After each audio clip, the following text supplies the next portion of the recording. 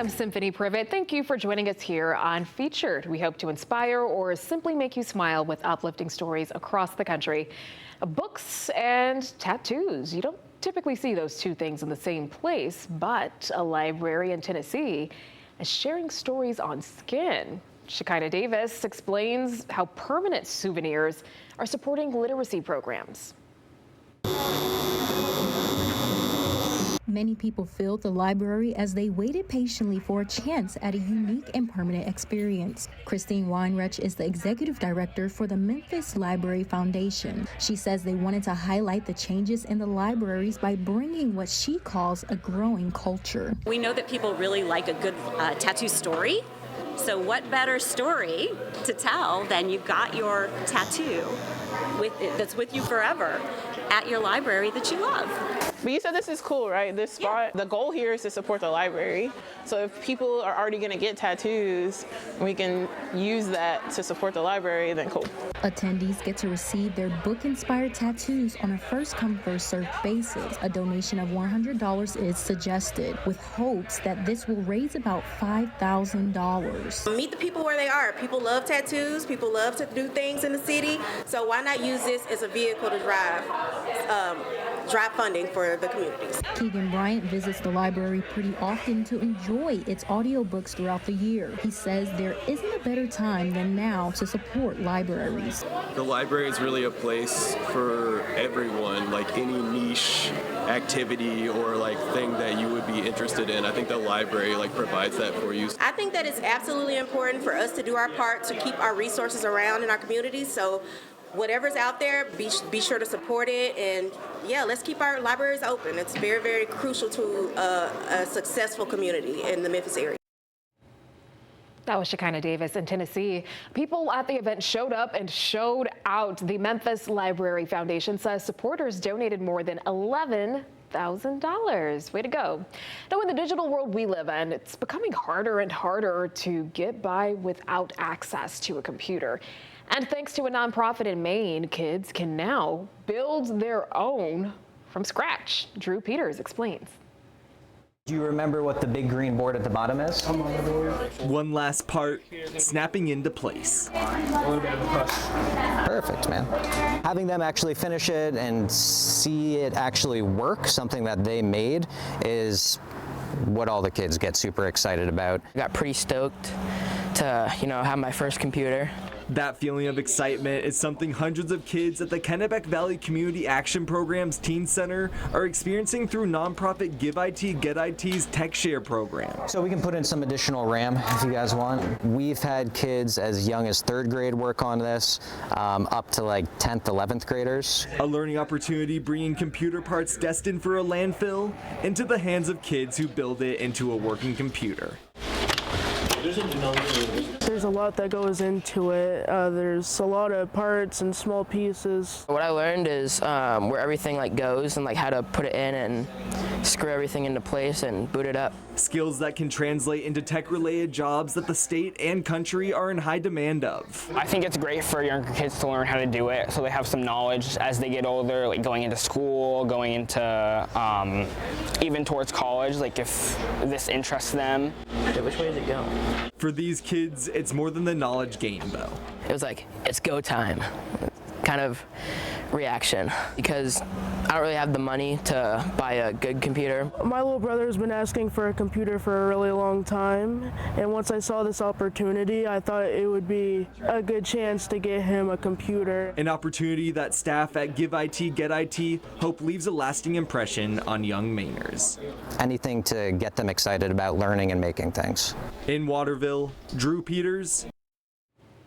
All right, that's pretty cool. Now, I knew a little bit about computers when I was younger, but definitely not enough to build my own from scratch. Way to go. All right, over in Pennsylvania, a church invited the community to touch a truck. Children explored fire trucks, ambulances, police cars, and construction equipment, while also meeting the people who drive them. I think it's a great way for the children to meet some of their local community members, like the fire companies here. And then there's just some local businesses too that come out so they have a better connection to the community. Oh my goodness, my nephew would have loved going inside the trucks there. He is obsessed with Hot Wheels.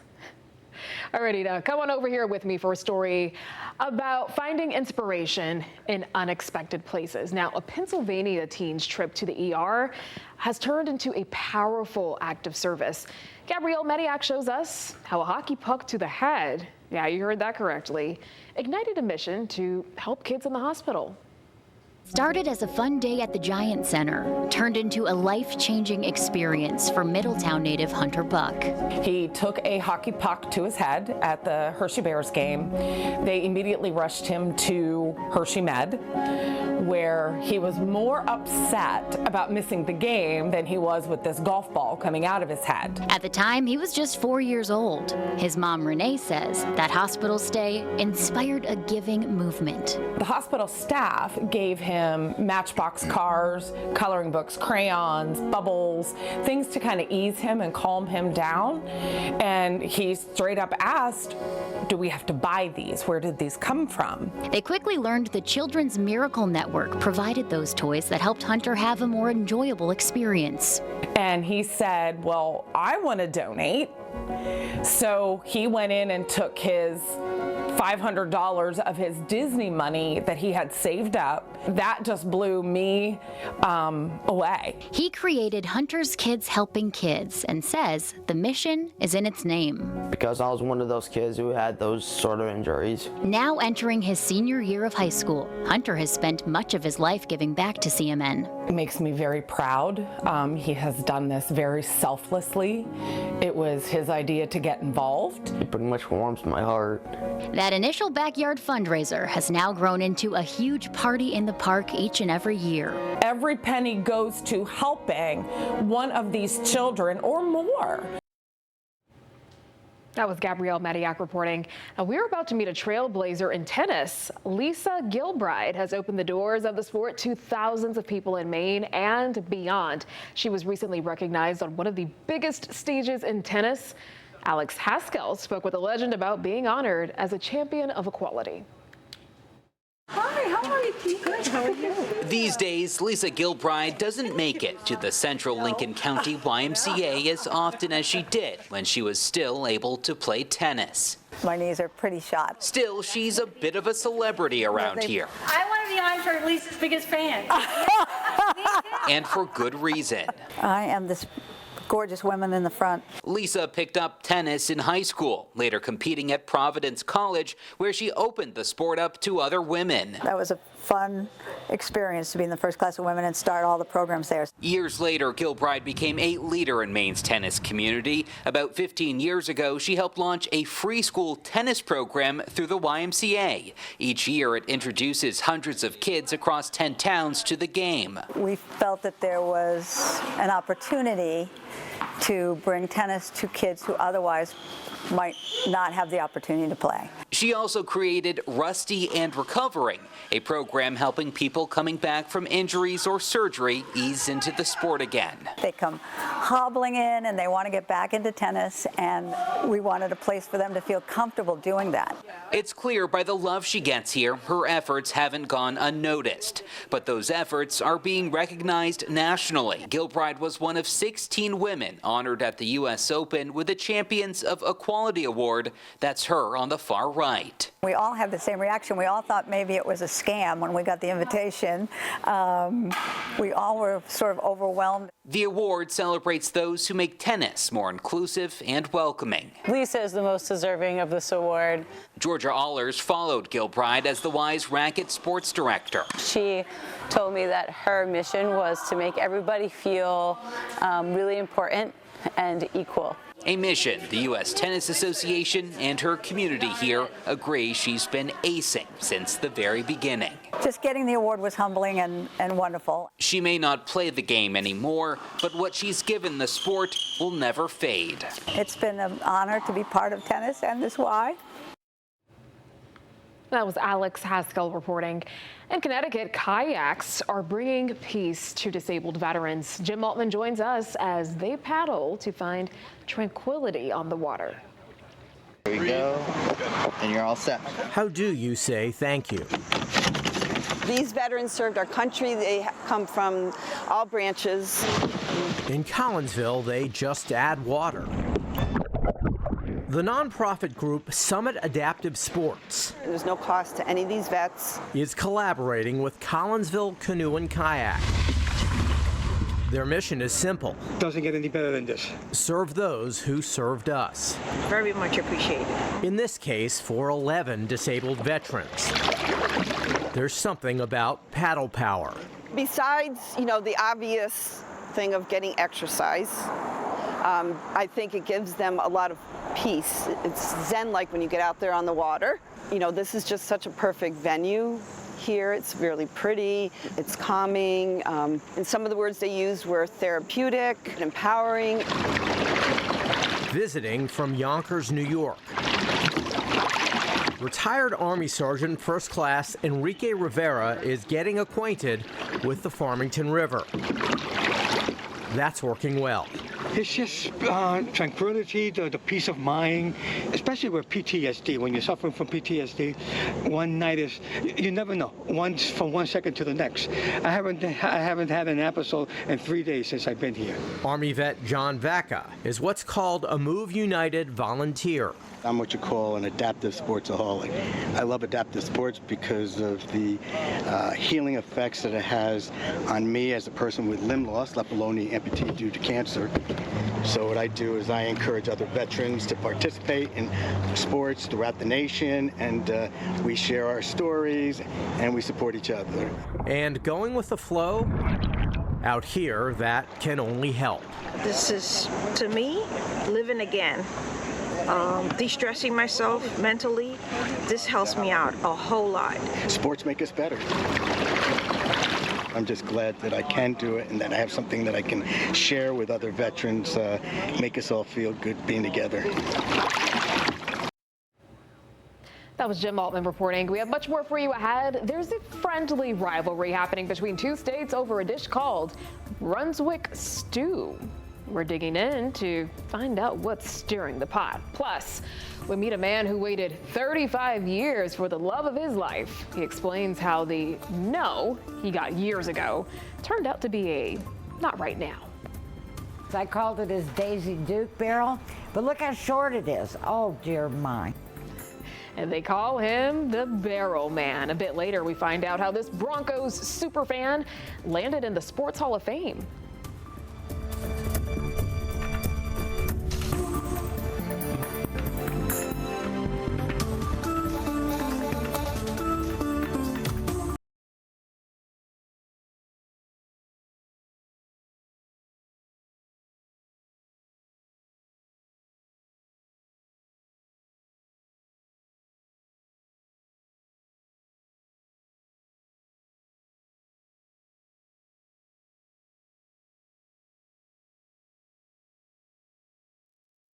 Welcome back, everyone. Now, many states have popular foods that they're known for. Connecticut is known for its pizza.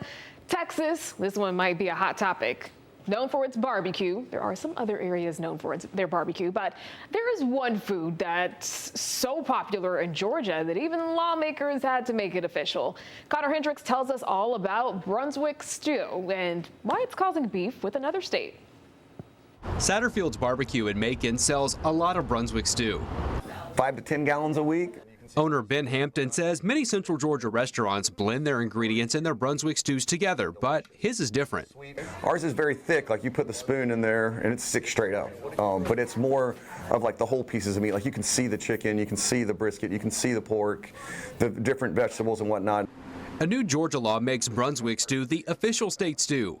While Texas may have brisket and other states are known for their sauces, Hampton says Brunswick stew is what Georgia brings to the table. It's our claim to fame as far as what we bring to the barbecue world. There is disagreement as to who came up with Brunswick stew first. Both Brunswick, Georgia and Brunswick County, Virginia claim to be the birthplace. So that Brunswick stew is Georgia. I don't care what Virginia says. That's our stew. The law also tries to lay claim to its origin. It says, quote, contrary to claims by other states, Georgia, and specifically Brunswick, Georgia, is the birthplace of Brunswick stew. To see if we can settle the score, I turned to an expert. Trey Wellborn is a history professor at Georgia College and State University. He also helps run a website called Georgia Barbecue Trails, a guide to explore Georgia's barbecue scene. It's really a claim to who named it Brunswick stew first. Wellborn says Brunswick stew originated as a camp stew, where hunters would throw what they had into a pot and cook it down. He says Virginia claims to have created an earlier version of camp stew, and the evidence likely supports it. I think where Georgia's claim has legs is in what we now sort of consider stew, this more refined version of Brunswick stew. The new law is symbolic, but Hampton says he hopes it makes people more aware of Georgia's contributions to barbecue and more curious to explore its culture. That's Georgia in a bowl to me, as far as, Georgia in a bowl. I'd give it a try. Now, once we saw the video of them cutting up that brisket, I was like, sign me up. Okay, that was Connor Hendricks reporting. Alrighty, now to a love story at a deli in California. Now, your soulmate just might be the one you least expect. Jeff Zevely shows us how a childhood crush blossomed into a thriving business and marriage. Inside the Hilltop Deli, you'll find a legendary love story with all the fix-its. Everybody knows that these two were in love for all these years. Everybody I know. Story goes, little 12-year-old Joe Nelson always pined for Amy Helt. When we were in school together, I had the biggest crush on her, but she didn't want anything to do with me. No. I wasn't very nice. 35 years passed. Joe went on to get married and divorced, but then tracked Amy down, living in Arizona. He came to visit me, and that was it. Like, by the time he left, I was done. I was done. Their wedding still brings tears to Amy's eyes. I never thought that I would have somebody like him in my life, and he has changed everything. It's amazing. Deborah Childers is blown away by both the size of their love story and Hilltop Deli sandwiches. It's very good, very filling. For the record, Amy never got married or had children. Joe had 3. And what does his daughter Melissa have to say about second chances? I'm really happy for him, super happy. He's honestly the happiest I think I've ever seen him. You would be too. Joe's friend Larry once wrote in his yearbook, Amy Helt does not want to go with you, so don't bother her. It took her 35 years to finally give up and be with me. And so guess who finally won? No, I did not give up. I got smart. The Hilltop Deli has so many options. And who knew? The same could be true about love. It's one of those things where you're like, oh man, I didn't know you could do that. I mean, I have 2 ex-husbands, so there's that. Their food is spectacular. Now, one of their famous customers is Walk of Fame radio DJ, Shotgun Tom Kelly. Joe, Amy, I gotta tell you this. I gotta give you the Shotgun Tom sound, and that is, you better believe it, baby. Amy and Joe hope to share their great story and sandwiches with you. It's the bomb. After all, when love comes calling, you take the biggest bite possible. Everything about him is genuine and sweet and loving. Everybody loves him because of that, including me, probably more than anyone. And to hear it from a guy who's anything but an average Joe. I love her so much, I can't even tell you. I go to bed every night excited and just wake up just as excited I was the night before. I love my wife, I love my wife, and I love my life. In the Zevely Zone, Jeff Zevely. Oh, look at that. I guess sometimes persistence pays off. Now, I definitely wouldn't have waited 35 years because, like, what if, you don't end up liking the person they've become since you knew them way back in the day? But, however, I am glad it worked out for them. All right, don't go too far. Here's a quick look at what's coming up next on Featured. We'll tell you why a 4-time NBA champ is always shot ready and why he thinks you should be too. Stephen Curry shares what it takes to win on the court and in life. Plus, a man walks up to the mic and when he opens his mouth, jaws dropped to the floor. We check out the karaoke performance that no one in there saw coming.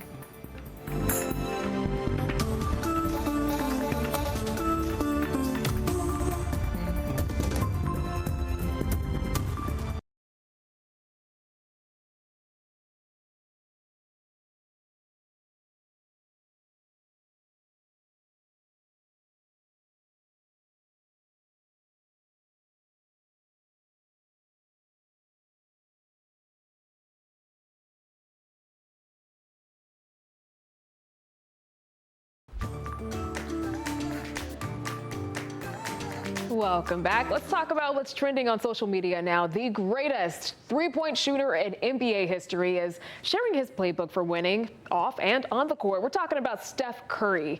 His accolades include 4 NBA championships, 2 Most Valuable Player awards, and an Olympic gold medal. Well, he can now call himself an author. In Curry's new book called Shot Ready, he reflects on some of the biggest moments of his career. Moment you dream of, obviously, just in terms of hearing your name called. Like just that moment of walking on stage and shaking David Stern's hands and the press conference the next day, like, man, this is actually happening. Shot Ready has more than 100 pictures, giving fans a closer look at the wins, the struggles, and the lessons that shaped his career and his character.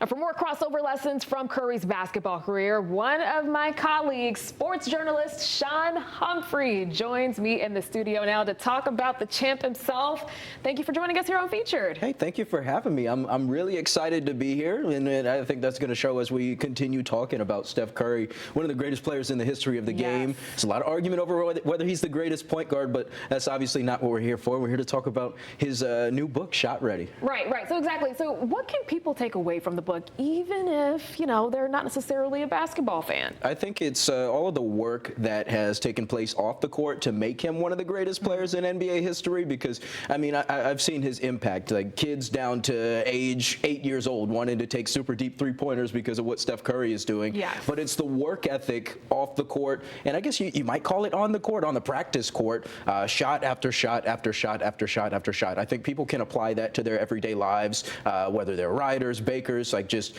falling down, getting back up, and doing the same thing over and over again to become great at it. Yeah, that's just a testament to his work ethic, that even if people don't believe in you and your skills, you still got to get out there and do what you do. You have to believe in yourself. Yeah, excellence is, I think, building those types of habits. I've seen a video of Stephen Curry making 105 three-pointers in a row, and that comes from shooting hundreds every day, you know, in practice. It's amazing. Man, it's something, you have to curate. So in the book, he also talks about, some of his struggles and how he moved through that. What do you think his story just tells people who may be going through a hard time and they're not sure how to navigate that? Well, there's always a way up. There were multiple point guards even taken before him in the draft, and would you believe it?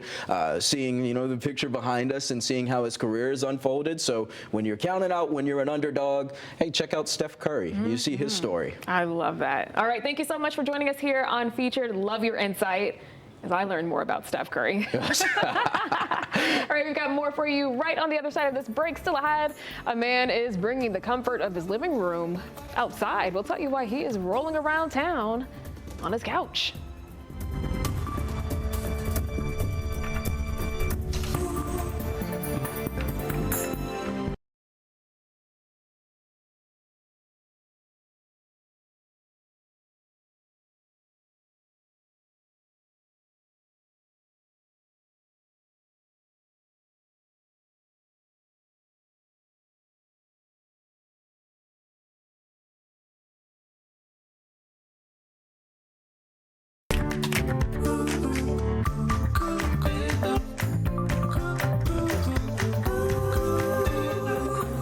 Thank you for staying with us here on Featured. I'm Symphony Privet, and we are continuing to bring you uplifting stories across the country of families that are facing some of their toughest battles yet are getting some much needed help thanks to a 12-year-old boy and his family in Virginia.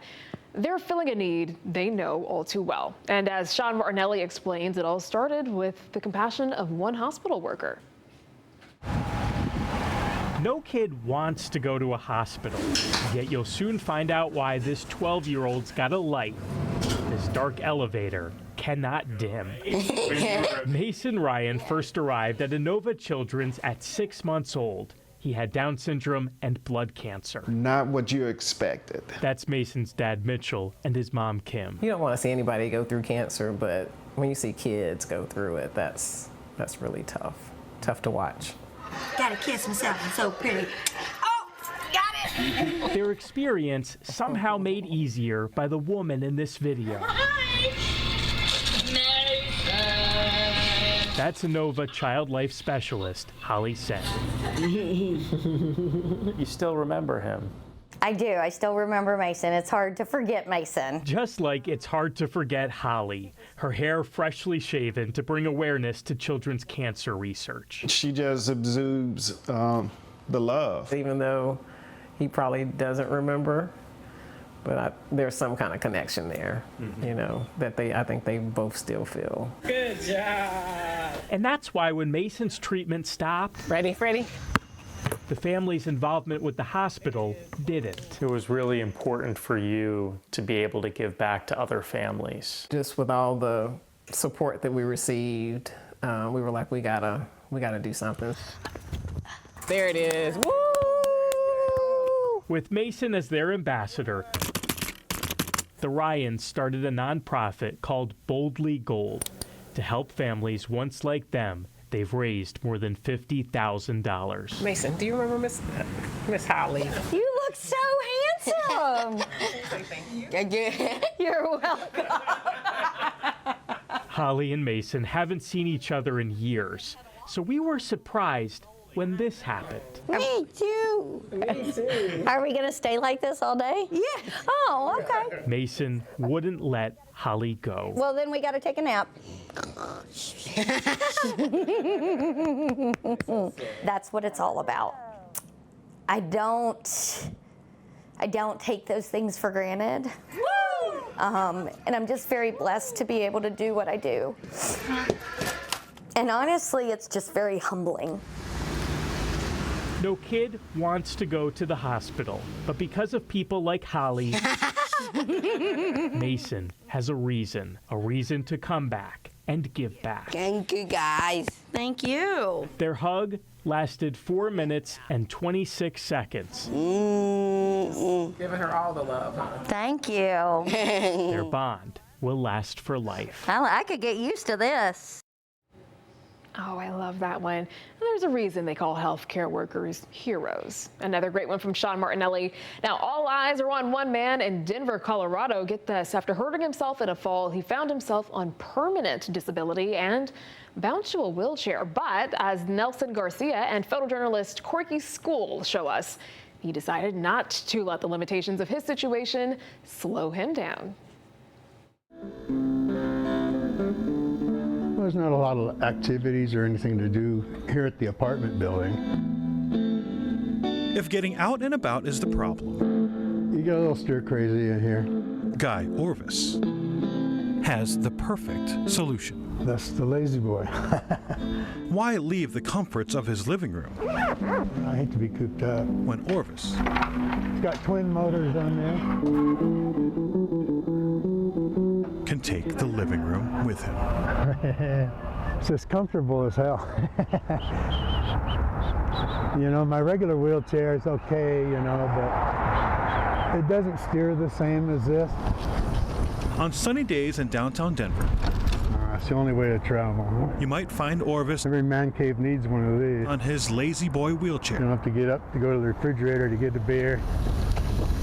After seeing the idea online. How fast can I go? About 6.5 miles an hour. He spent a couple weekends taking an old wheelchair apart. That looks pretty interesting. And mounting his recliner on the wheels and motor.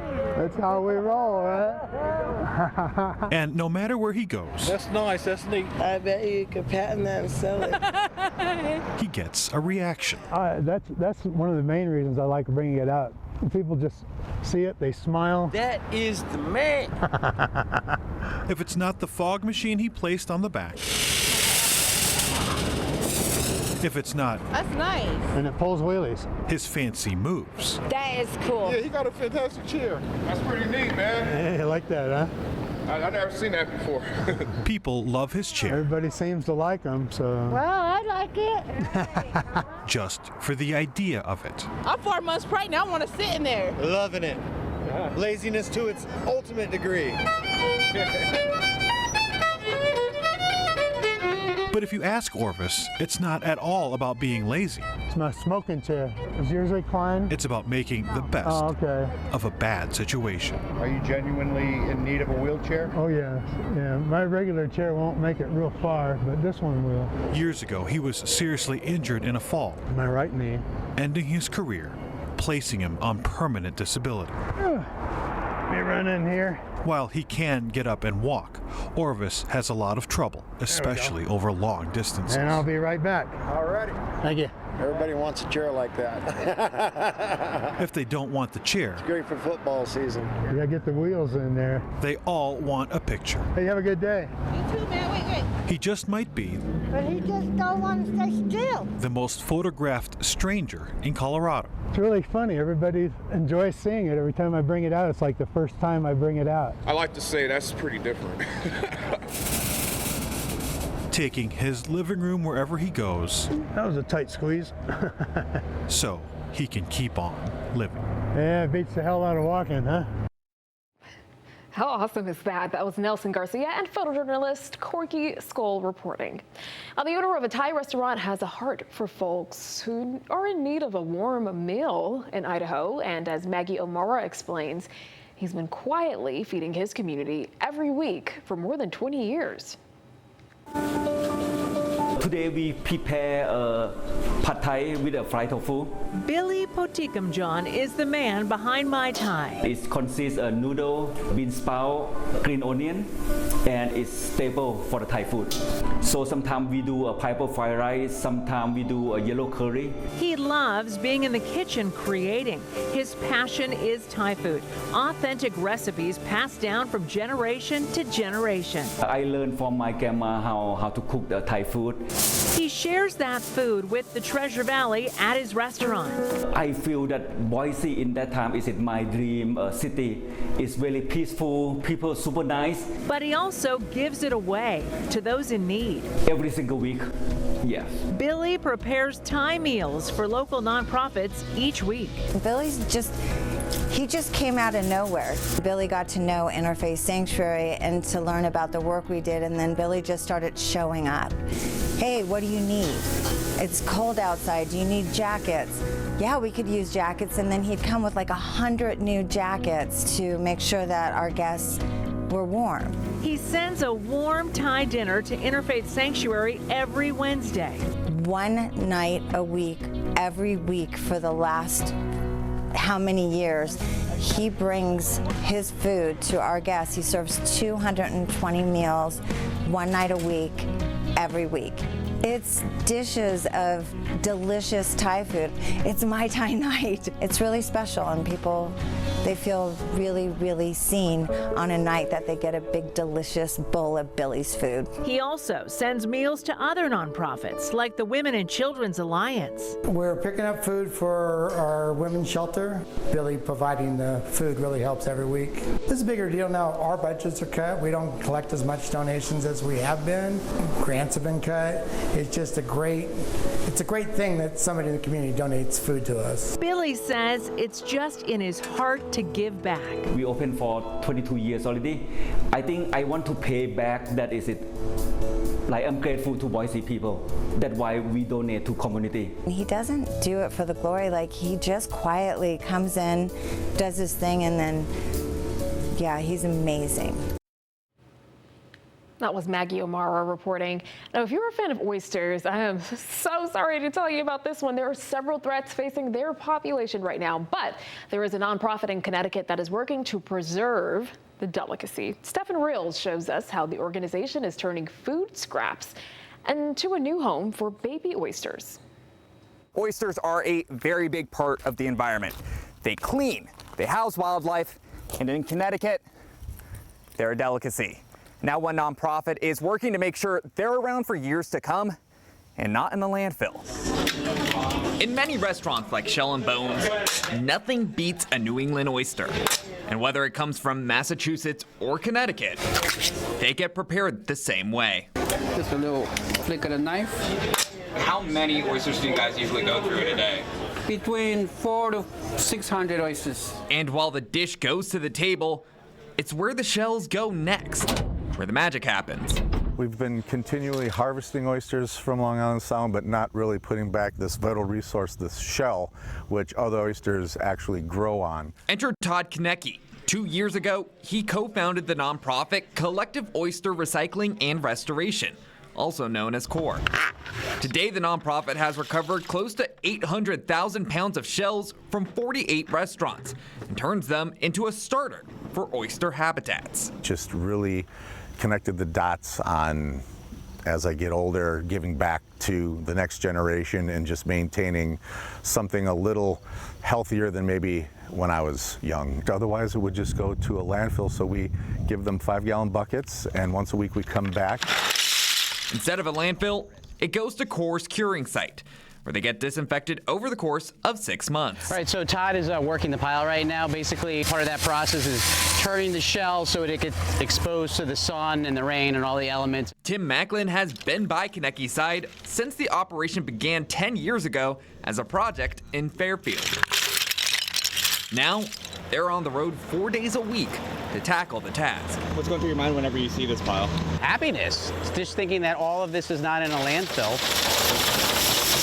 For now, the duo ships shells to places like this in Stony Creek, as they get ready for the next step of depositing them back into the Sound, and give the local oyster population plus 300 different marine species a new place to call home. It's probably the most simple recycling process out there.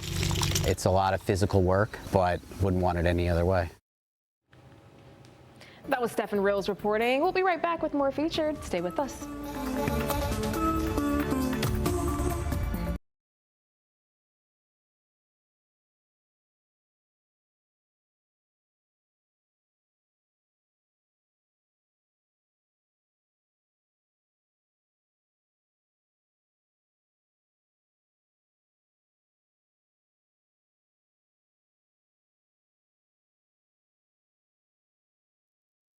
Welcome back, everyone. College students are getting a hands-on history lesson in St. Louis. Renee Knott shows us how an art project is bringing a forgotten neighborhood and a historic baseball team, that is, to life. On the campus of Harris-Stowe State University, along the Greenway Brick Line. This is a 10-mile greenway. Just west of downtown St. Louis. It's very important to the entire corridor. Is a piece of history. St. Louis has always been a baseball city. A baseball stadium. Negro League stadium. Stars Park. That team only was in existence for 4 years, and of the 4 years, they won 3 World Series. A mural now honoring the men who played here. It was humbling. It was a very humbling experience. The artwork also remembers the neighborhood. Mill Creek Valley neighborhood. That's no longer here. Pain and frustration to hear about what happened here. The neighborhood was demolished in the name of urban renewal in the late 1950s, early 60s. A group of teenagers. Their artwork has a different touch to it. Painstakingly. High 90s, we were sweating. Bringing it back to life. They've got their hands in it, and it's important. By creating the piece. We were all amazed and honored to be a part of the process. The experience was a teaching moment. To learn about the St. Louis Stars, I had no clue. It was brand new news to me. Their efforts now giving all who walk here. Great Rivers Greenway is charged with creating greenway paths and improving the environment, both for residents and visitors. The chance to reflect. It's a mixture of emotion. Appreciate. Feel a lot of the things that we felt. And never forget the stars who once shined here. And we made the players even larger than life, and we're hoping that people kind of absorb all that as they're looking at it. That was Renee Knott reporting. The life of a super fan in Denver is being celebrated. Check this out. Barrel Man was an iconic Broncos fan. He's the guy who went to games wearing a barrel and boots, as you see here, no matter the weather. Jaleesa Izari shows us how Barrel Man's team pride and community spirit lives on. Whoopee, look at that. Like an exhibit, everything inside this home, you can arrange it however you want, has its place. Becky McKernan made sure of that. Do you want me to pull that out? In some ways, what Tim Barrelman McKernan did for fans was art. So I called it his Daisy Duke barrel, but look how short it is. Oh, dear mine. A type of self-expression. But this is what went in the Rocky. He shared with fans to the very end. Made me cry. All right, let's see here. Becky knew what she was getting herself into. See, there he is with it. When she fell in love with Barrelman, She even allowed him to wear one at their wedding. I was kind-hearted too, girl. The Broncos fan became a fixture in Denver football. Yeah. Wearing nothing but a pair of cowboy boots and a cardboard barrel to every home game for 30 years. That's the last one he ever wore. For those that really are curious, everybody laughs when I say he was commando quite often. No museum can match the amount of Barrelman memorabilia in this home. They know that. What have I got here? But they can try and help keep his legacy alive. Barrelman is just the most iconic Broncos fan and one of the most iconic sports fans in history. Jeremy Morton works for History Colorado, a museum that features Barrelman in its exhibition of all things Denver, teaching all kinds of football fans a thing or two about devotion. He had a bet with somebody once. Yeah. That he could get on TV, and he thought the best way for me to get on TV is if I wear a barrel to the game, and he screams go. From that point on, he did it again, and it just became a staple for him. And Tim set that standard. So yeah, you couldn't tell the story of Denver without the Broncos super fans. Barrelman isn't just in the museum, but the NFL Hall of Fans as well. Quite a deal. But if you ask Becky, that wasn't her late husband's greatest accomplishment. Yeah, look. It was his ability to make all kinds of people smile. Because that's the kind of guy he was, very kind-hearted. There are certain people that capture your heart, and that's what Tim does. And in a room full of treasures, it's his memory that's most valuable. And that was Jaleesa Irizarry reporting. All right, coming up next, a karaoke duet you do not want to miss. We're back after this.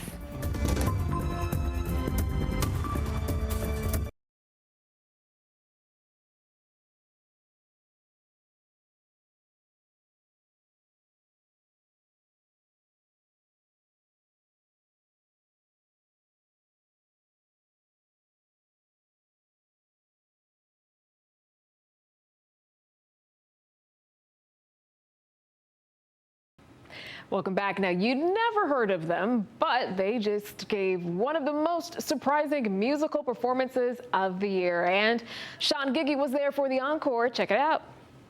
South of that border. It's karaoke night at the String Bean in Richardson. Aye, aye, aye, aye. And when Christy Medeiros, known professionally as DJ C-Ray, started DJing here just a few weeks ago, she never expected to hear such an astonishing performance. It happened when 77-year-old Jerry Guy stepped to the mic. And when they started singing it and they knew every word, I was like, I have to capture it. Jerry was actually there with a friend. They sang a duet, and when they began, jaws hit the floor. Two seniors, nearly 80, singing rap. What a sound. It's such a shock when they hear that first come out of our mouths. Well, everyone was singing and dancing. It was awesome. It was just so cool. Christy shared video of the performance on TikTok, racking up nearly 500,000 views. Jerry says it's the first time he and his friend, Ben Coker, have gone viral. But surprisingly, not their first time performing the song. Jerry says he first sang Low by Flo Rida years ago, surrounded by people more than half his age. And after we got through singing, this young man came up to me and goes, "You need to go work the crowd. The girls love you guys." And I went, "Son, at my age, you bring your own girl with you. You don't go chasing them around." Still, their popularity has never been hotter. The following week, it was standing room only. Newcomers eager to see what was next. I think my next suggestion to Ben is he needs to learn Yeah by Usher. Time to start practicing for an encore. I will. Yeah. In Richardson, I'm Sean Giggy. All right, let's give it up for Jerry. Goodness, yeah. I would love to be a fly on the wall for their next performance. So it had me thinking, what would I sing at karaoke? And I think going with some Destiny's Child would be a good one, a throwback. Let's see, Bugaboo. All right, you make me want to throw my pager out the window, tell MCI to cut the phone poles. Break my lease so I can move, cause you a bugaboo, a bugaboo. That's a good one. I think I would do that one. All right, that is it for this episode of Featured. Make it a great one.